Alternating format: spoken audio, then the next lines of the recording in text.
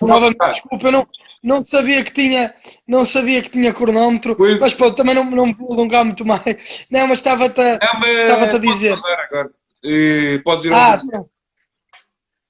mas pronto, estava-te a falar então da minha passagem pelo público. Um grande abraço também para o Paulo Curado, que foi quem me convidou, um grandíssimo jornalista, eh, grande amigo também, grande mentor. Eh, e sim, e o público foi um jornal que eu sempre quis escrever, um jornal que aprecio e sempre apreciei, portanto foi uma honra para mim fazer parte do Jornal Público. Depois disso, como acho que era também essa a sequência que tu querias que eu Sim. falasse, depois disso colaborei com o Porto Canal em programas de estúdio. Um, fazia as antevisões e depois as análises pós-jogo.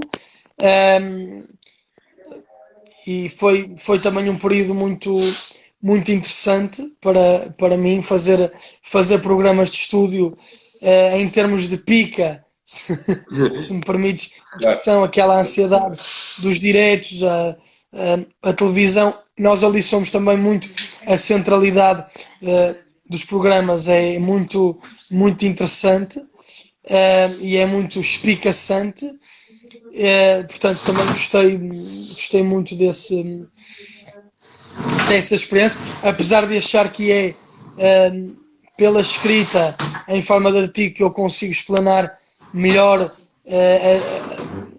vamos dizer assim, as minhas aptidões analísticas e também analíticas e também aquilo que é a consumação do meu pensamento. Prefiro a escrita, se tiver que escolher uma plataforma, mas aquilo que dá assim mais adrenalina serão também esses programas em direto. Portanto, gostei muito de passar pelo Porto Canal nesse formato. Depois comecei a colaborar saí do Porto Canal, comecei a colaborar com a Rádio Portuense e com o Portal dos Dragões nos relatos que hoje falo, no formato que tu também já conheces, um formato que mistura, lá está, essa tal vertente mais analítica, mais problematizadora, mais técnico-tática que eu trago com a paixão clubista, portanto, transmite aquilo que eu te falava há pouco, a paixão pelo jogo e a paixão pelo clube, pelo Futebol Clube Porto. Claro. Também é uma transmissão muito identitária, muito calorosa com aqueles que nos seguem em casa, com os nossos ouvintes, fazemos uma interação em tempo real. Creio que é até um formato pioneiro e original desse ponto de vista. Mistura a paixão pelo jogo, a paixão por um clube e depois também aquilo que é a interação com os ouvintes em tempo real. E aí um grande abraço para o meu parceiraço dos relatos, Luís Mesquita. Já mandei um grande abraço para ele. É com ele que faço todo esse trabalho e também um abraço também aos colaboradores do Portal dos Dragões e também da Rádio Portuense. Claro. Tem Ia-te sido esse um pouquinho também do meu trabalho. ia-te falar agora se acreditas que vivemos numa era do domínio das transições. Olha, Hugo, o domínio das transições. Eu aqui sou um bocadinho. Deixa-me ser um bocadinho preciosista. Claro. No fundo, uh, falar sem. Falar. Para mim, um jogo de transições não existe propriamente. Porque não há. E eu creio que tu dizes transição rápida, por exemplo, como tu dizes, O é contra-ataque. errado do ponto de vista da linguagem. Tu deves dizer transição para alguma coisa. Porque tu repara, a transição é o efêmero, percebes? A transição é o momentâneo. Repara, pensa nisto. Tu no futebol tens 4 momentos, ou melhor, 6, com as bolas paradas Sim, isto é rápido. ofensivas e defensivas. A organização ofensiva e defensiva e depois a transição ofensiva e defensiva. Claro. Mas os momentos de transição são efêmeros. Repara, tu podes fazer uma transição ofensiva com um passo para trás. Estás a perceber? Claro. Tu podes com um passo para trás, estás a fazer uma transição ofensiva. E tu dizes-me assim, isso é que, no fundo, um passo para trás é rápido, na mesma, certo? Um passo para trás Ou seja, é o início da, é o início da exatamente, contração. ou seja, pode ser do ponto de vista do momentâneo rápido, percebe? Do movimento da bola rápido, Claro. certo? Portanto, o que tu deves dizer não é transição rápida, tu deves, mas, ou seja, eu percebo o que é que se quer dizer quando se diz um jogo de transições, ou um jogo de transições rápidas, e eu consigo entender, mas se eu quiser ser preciosista do ponto de vista da linguagem, eu acho que não é correto dizer-se dessa forma. E eu acho que se deve dizer transição para alguma coisa. Estás a perceber? Sim, sim. Transição para ataque rápido, transição para ataque organizado ou continuado, transição para contra-ataque, porque o ataque rápido e o contra-ataque também não é a mesma coisa. Sim. Certo? Certo. O ataque rápido tem em conta as tuas características próprias e o contra-ataque tem sempre em conta aquilo que é um desposicionamento adversário. Portanto, parte sempre daquilo que é a desorganização adversária. O ataque rápido parte sempre daquilo que é a tua própria organização. Percebes? Claro. Pode não ser expectante. O ataque rápido pode não ser expectante. E o contra-ataque, em princípio, é expectante. Porque espera sempre o erro, ou pelo menos a desorganização, o desposicionamento adversário. Claro. Portanto, agora, nesse sentido, se tu me dizes que o futebol atual, e sem querer ser preciosista, é um futebol que aposta mais no ataque rápido, é difícil dizer-te, mesmo assim.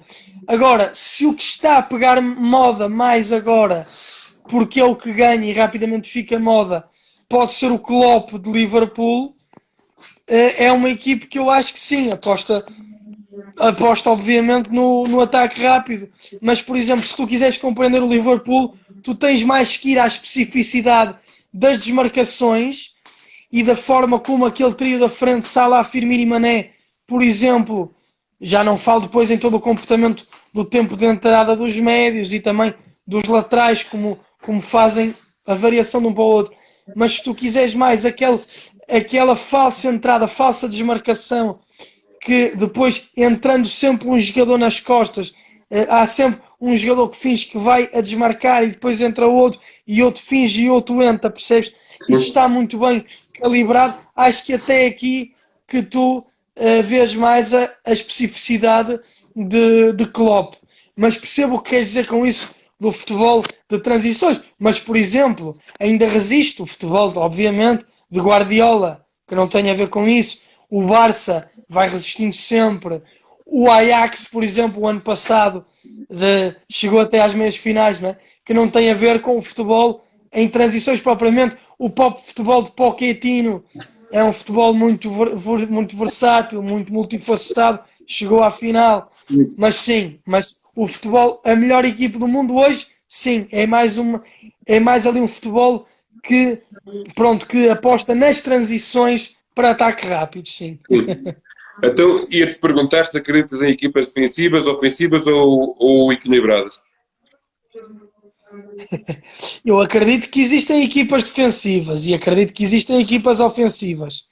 E também acredito que existem equipes equilibradas. Agora, o que eu acredito que triunfe são equipes equilibradas. Sem dúvida. Percebes? Um futebol ofensivo, um futebol meramente ofensivo ou meramente defensivo pode ganhar jogos. Mas, em princípio, não ganha troféus e mais ainda, em princípio, lá está, nunca será um futebol consistente, Claro. equilibrado, que é, equilibrado e consistente. E o que eu creio quer dizer, o que eu creio que os treinadores e os jogadores devem procurar são equipes consistentes. Claro que depois podem ter um cunho mais para o ofensivo, mais para o defensivo, mas o que importa é a consistência. E, portanto, eu acredito, obviamente, por exemplo, os meus treinadores preferidos, por exemplo, no Porto, sempre foram treinadores consistentes. O Vítor Pereira, o Josualdo Ferreira, treinadores diferentes, José por Mourinho. exemplo, muito consistentes. O Zé Mourinho em termos afetivos não é tanto da minha preferência, mas obviamente o futebol consistente do Porto, do José Mourinho, falámos do futebol do Guardiola, um futebol extremamente equilibrado, o futebol de Simeone, o futebol extremamente consistente, o próprio futebol de Jürgen Klopp, um futebol muito consistente, percebes? São raras as equipes que conseguem ganhar, mesmo a Grécia no Euro 2004, que era um jogo muito de contra-ataque, lá está, aí sim o futebol de contra-ataque, mas era uma equipe que sabia contra-atacar, era uma equipe Claro. perigosa, eficaz mas perigosa, não é? É, Mesmo assim era uma equipe consistente, também sabia trabalhar as bolas paradas, o próprio Chelsea de Di Matteo, quando ganhou, não é? Era uma equipe também que sabia, quando tinha a bola, a sabia tratar, portanto, era uma equipe robusta em todos os momentos do jogo. ia-te perguntar agora qual foi o jogador que te fez sonhar. Ui, qual foi o jogador que me fez chorar? Olha, o meu ídolo de infância era o Figo. Portanto, lá está. Se eu em pequenino ainda achava que podia ser jogador, era ser como o Figo. Claro. E claro, e digamos assim, e como eu sou portista, obviamente toda a minha paixão pelo Porto, obviamente, de alguma forma, invejei todos os jogadores do Porto que vestiram a camisola do Porto, não é? Claro. Tomara eu jogar no Dragão. Claro. Mas o Figo, sim, um jogador brilhante do ponto de vista técnico, um jogador que, ele no fundo era um número 10 que jogava a partir de uma ala, percebes? Claro. E ele conseguia organizar o jogo como um número 10 a partir da ala e depois era um jogador, um extremo à moda antiga, um extremo aberto, que começava e acabava as jogadas a partir da linha e cruzava. E depois era um jogador muito bom num para um, no remate, Um na pouco finta, como o era Bernardo brutal. Silva, né? Diz Hugo? Como o Bernardo Silva agora, por exemplo. Sim, mas eu não considero o Bernardo Silva um jogador, sim, quer dizer, replica um bocadinho alguns desses momentos, desses movimentos, mas o Bernardo Silva não considero que seja um extremo aberto. O Quaresma, por exemplo, há pouco dos que mencionei, seria um extremo aberto. Agora não há assim muitos extremos abertos. Por isso é que tu vês a preponderância, por exemplo, e falei há pouco do Alex Telles do Porto, não é? Claro. Porque é que o Alex Telles sobe tanto e, sobretudo, cruza tanto, não é? Porque os extremos são muito interiores, não só nas diagonais interiores, mas muitas vezes pedindo mesmo o jogo dentro, não é? Não, mas eu falava-te porque falaste no caso do 10 que vinha de fora para dentro e hoje, Do hoje, 10, hoje sim. veio Exatamente. Desculpa, com certeza, sim. Nesse ponto de vista, o Bernardo Silva é um jogador capaz de ter essa vertente, sim, sim, desculpa, Hugo, com certeza. Organizacional a partir da ala, exatamente, certo, certo. Como o Figo também tinha. Ia-te agora perguntar como é que vês a retoma do campeonato? Olha, Hugo, o que eu te posso dizer é este momento tão obscuro, tão incerto, mas sobretudo obscuro da compreensão deste vírus. Obviamente vejo o regresso do campeonato também com alguma apreensão, mas pronto, não te vou dar uma opinião muito vincada, muito muito assertivo. Olha, espero que seja boa opção, espero que não haja contágios em massa, espero que também todas as pessoas que estão ao redor do fenómeno futebolístico, olha, eu também sou uma dessas pessoas, Claro. pronto, que também não fique prejudicado com esta medida. Acho que a primeira coisa que se deve pensar também é na saúde pública e pronto, espero que esta medida não prejudique a saúde pública, mas pronto, mas ainda está tudo muito incerto. Claro. Pode ser que seja, também mesmo do ponto de vista sanitário, a melhor medida a tomar, percebes? Sim, ia-te perguntar Isso foi. agora como é que vês o treinador português Mas, no mundo. mas, mas claro que, tendo tantas saudades do futebol, e do futebol e de comentar os jogos, e claro que fico contente desse ponto de vista Claro, e de haver mais alguma possibilidade de relação agora. claro. Eu tinha-te feito a pergunta, desculpa lá, eu passei por cima de ti. Ia-te perguntar como é que vês, Não, não. como é que vês o treinador português no mundo. Não, repara, o treinador português no mundo é um treinador muitíssimo respeitado, é um treinador que hum, é um treinador competente ah, naquilo que é a harmonia entre a sua identidade, a sua genes, a sua escola nacional, e também aquilo que é a capacidade de interação com outras culturas, eh, não é? Quer do ponto de vista da inserção mais social, Claro, com a inserção também técnica, percebes? claro. Portanto, acho que é um treinador muito interessante e também por isso muito respeitado. E é depois um treinador que consegue também, dentro do próprio jogo, calibrar as forças endémicas de uma equipe com aquilo que é a adaptação estratégica ao adversário. Claro. Percebes? É um treinador de facto competente. Ia-te perguntar como é que vês a nossa seleção e os valores da formação. Não, olha, acho que a nossa seleção agora eh, é uma seleção, opá, muito forte, com jogadores com muita qualidade.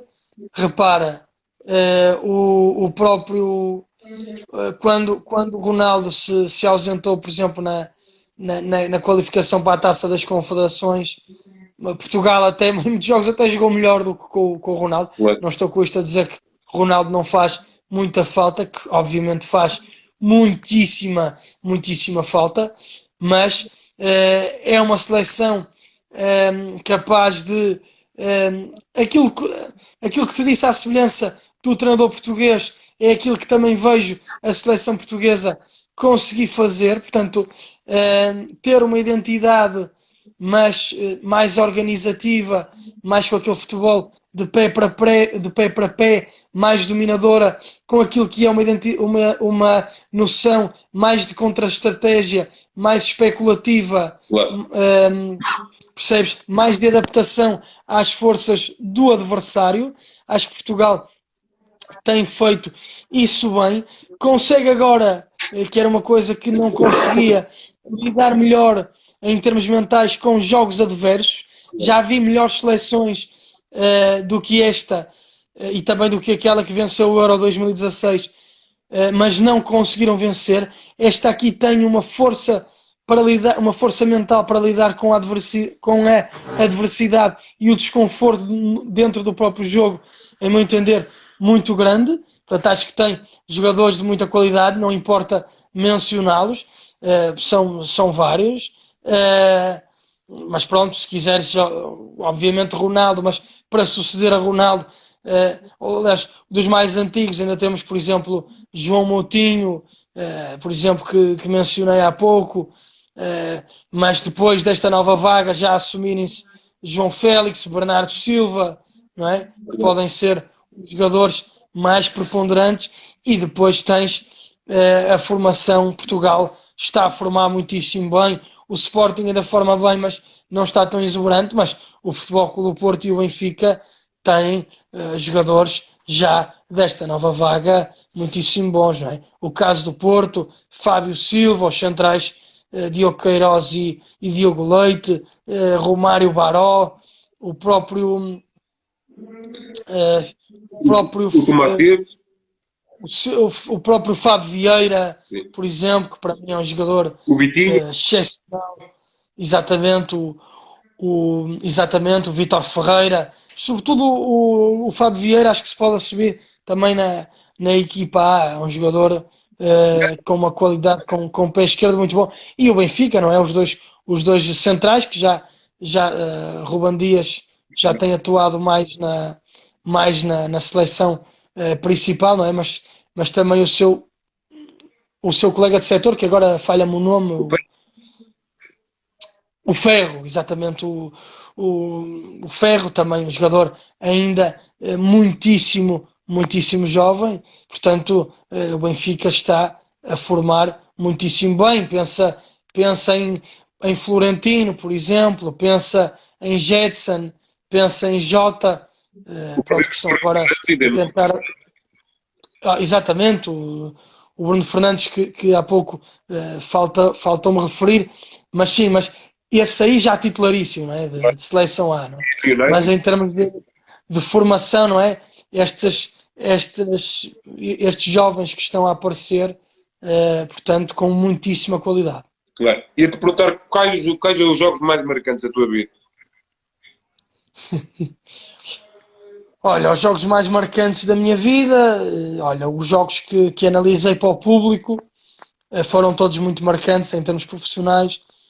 Os jogos do Euro, inesquecíveis, absolutamente inesquecíveis. Todos esses jogos, já te falei do episódio do Éder, o primeiro jogo com muita ansiedade que eu comentei para o público, um jogo entre o Benfica o Benfica e o Sporting, que o Sporting foi lá vencer 2-0 na época 2015-2016, na 3, 3, estreia do Jesus. 3, 0. Estava um ambiente de cortar à faca, aquele ambiente em que o Bruno de Carvalho começou a, começou a incendiar tudo naquele início do Bruno de Carvalho, e eu ia fazer a minha estreia no público, naquele clima.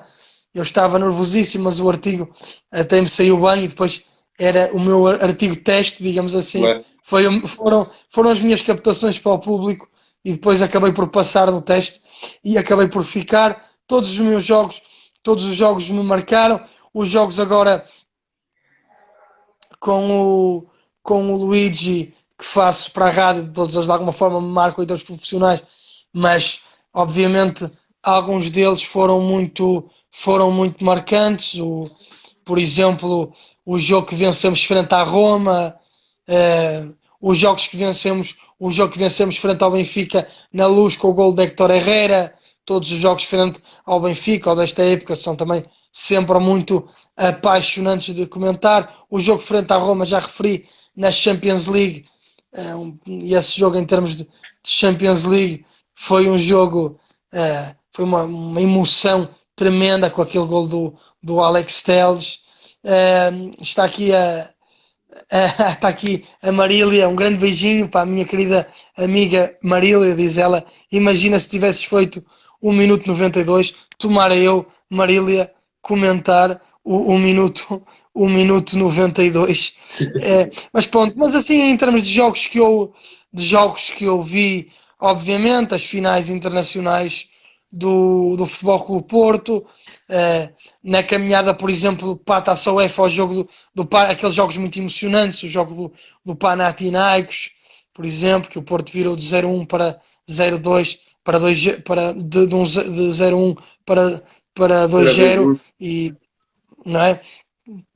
E virou a eliminatória, depois lá, ia com uma desvantagem 2-1, depois de 1-0, depois também essa final, obviamente, a final de Sevilha, depois na caminhada da Champions, aquele jogo aquele gol do Costinha, não é? Depois a vitória na Champions, depois assim jogos no Dragão, aquele jogo que já te referi que o Porto evitou o título do O Benfica, os 5-0. 5-0 também frente ao Benfica.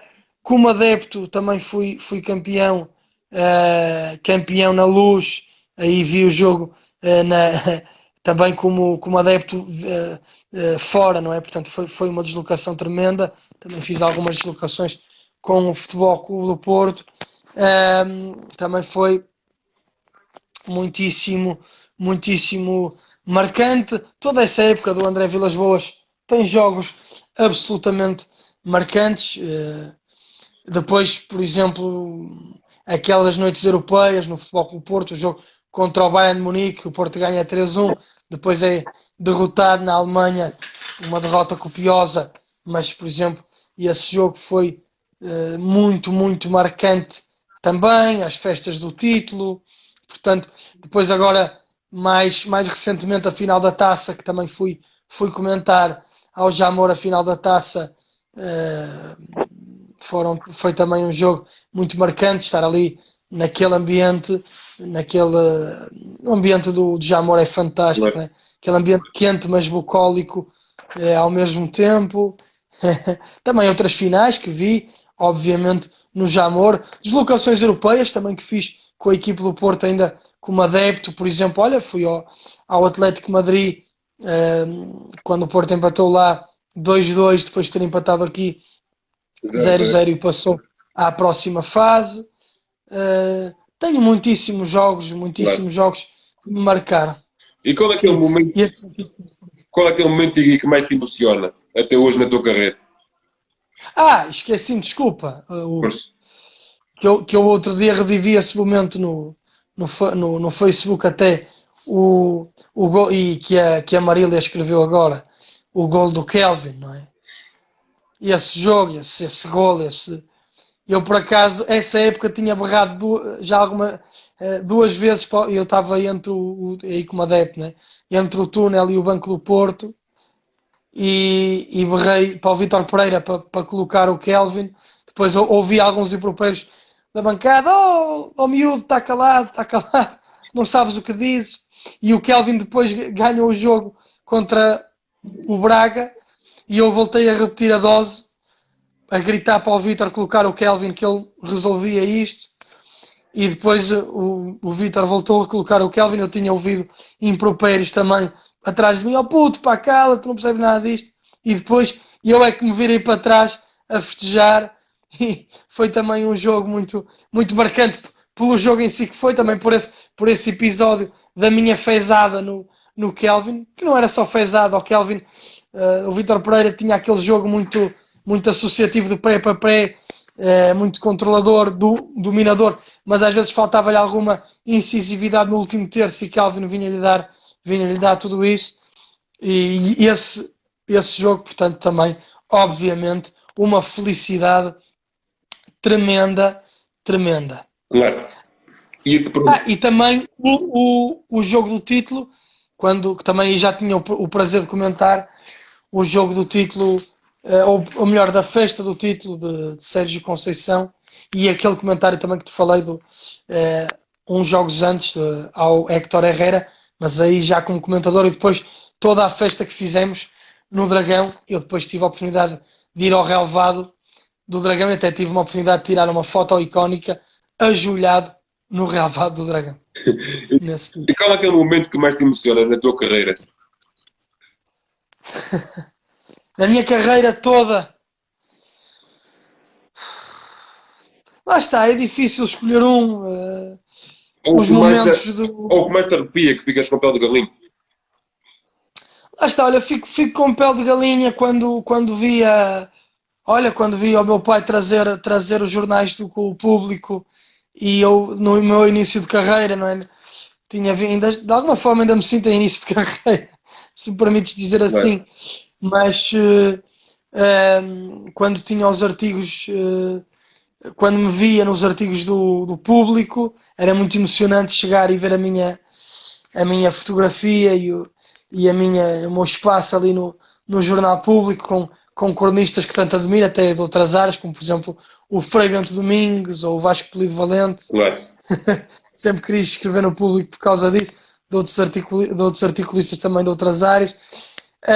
Nessa final, por exemplo, e também essa noção de alguma forma ficar na história, não é?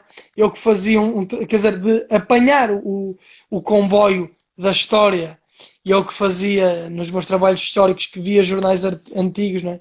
E daqui a uns anos, se calhar, quando alguém quiser ir ver o que se escreveu sobre Portugal no Euro, vou estar sempre eu ali a analisar, e mesmo há alguns dias apareci mesmo na página 3, no dia depois da final, não é? No dia do gol do Éder, está na página 2 o Éder, aliás, na capa o Éder, na página 2 novamente o Éder e aquele festejo com todo o banco, e na página 3 aparece a minha carinha ao lado com a análise ao jogo. É Portanto, épico. são sempre momentos que tu sentes que apanhas o comboio da história, não é? No fundo. E esses momentos de me ver no público, que foi o jornal que eu sempre tive, ainda tenho também, sempre li em casa e sempre admirei, como disse, muitos cronistas, foi muito importante para mim. Foi basicamente, de alguma forma, o reconhecer de que eu tinha qualidade do ponto de vista analítico e do ponto de vista escrito, que foi muito importante para mim e que me lançou. Mais uma vez, um abraço ao grande amigo e mestre e grande jornalista Paulo Curado, que me convidou para o público para fazer parte. E pronto, e depois outros momentos marcantes. Obviamente, a minha estreia em televisão após um duelo frente ao Benfica, também muito marcante. Estreia em televisão, em programas de estúdio no Porto Canal. E depois, pronto, todos os programas de estúdio eram para mim muito marcantes. Claro que uns mais marcantes que outros, mas foram todos. Fazer programas de estúdio para mim era muito, como te referi, era muito revigorante, muito prazeroso, também muito angustiante, mas muito prazeroso. A minha estreia em rádio, e sim, aqueles jogos que te referi, mais marcantes como comentadores, ir à final do Jamor, no Jamor comentar, o comentar o gol do Herrera no Estádio da Luz, a passagem aos quartos de final na Liga,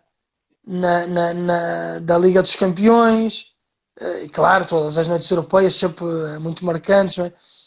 Mas sim, o ter depois passado naquele relvado, até o assistir às primeiras conferências de imprensa, tudo isso são momentos, percebes, que então que no início marcam a tua carreira, marcam a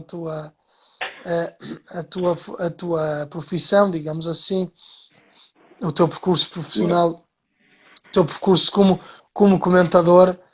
E pronto, e aquele último título, já te referi, o último título com o gol ao Herrera. É difícil escolher mesmo um momento, o do Alex Telles, a estreia em rádio, obviamente. Muitos momentos muito Bem, bons. eu vou-te perguntar a última pergunta: que sonhos e projetos é que tens aí para o futuro, que nos possas dizer?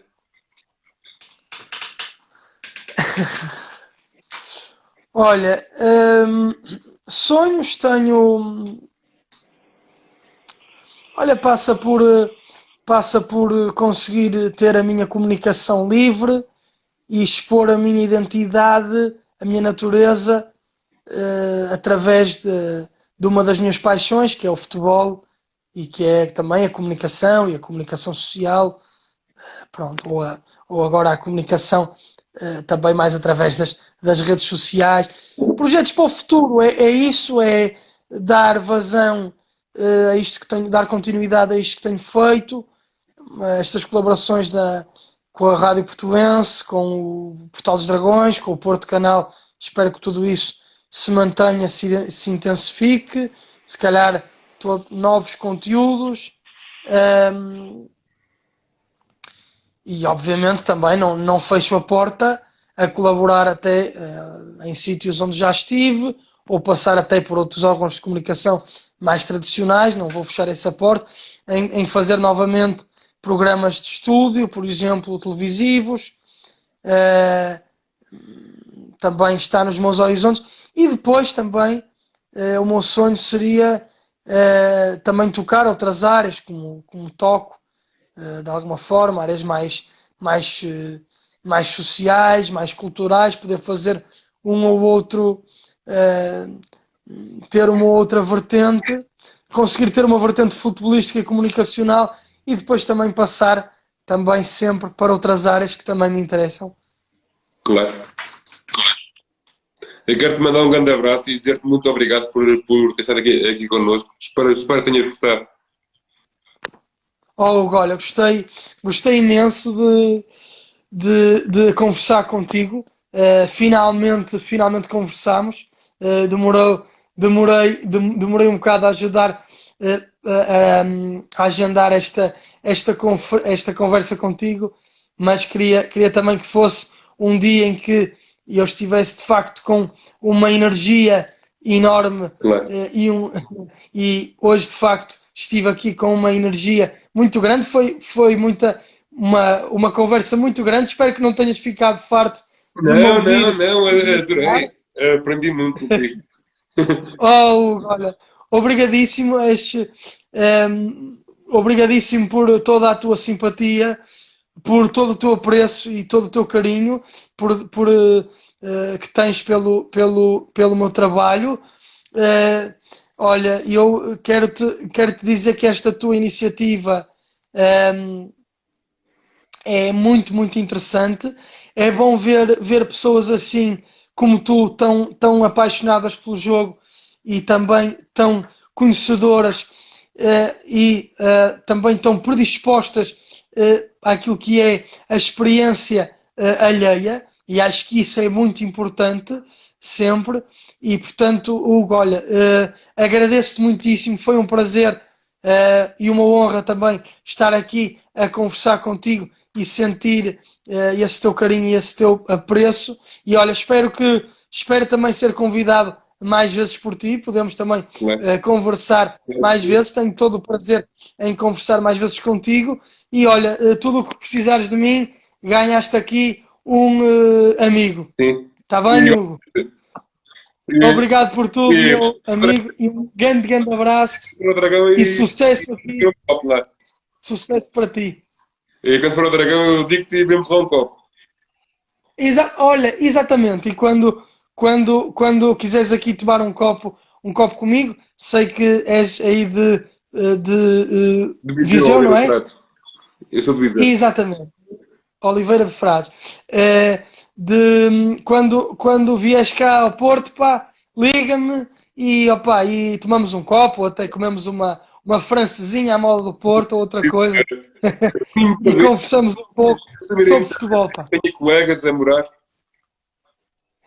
Olha, então pronto, quando vieres cá, dá-me uma pitadela e eu tenho, Está tenho bem. todo o prazer em conversar contigo, tomar um copo ou comer uma francesinha ou outra coisa à moda do Porto. Um Está bem? abraço. Um grande abraço. Amigo Hugo, olha, mais uma vez, muito, muito obrigado, muito sucesso para esta tua iniciativa, para esta tua bela e sensível iniciativa, está bem? Obrigado. Amigão, grande, grande abraço e obrigado também a todos os que estiveram desse lado e que nos ouviram e que participaram. Claro. Beijinhos e abraços a todos e um grande abraço para ti novamente. Tchau. Tchau, Tchau, obrigado, amigo. obrigado, Hugo. Tchau. Tchau, obrigado.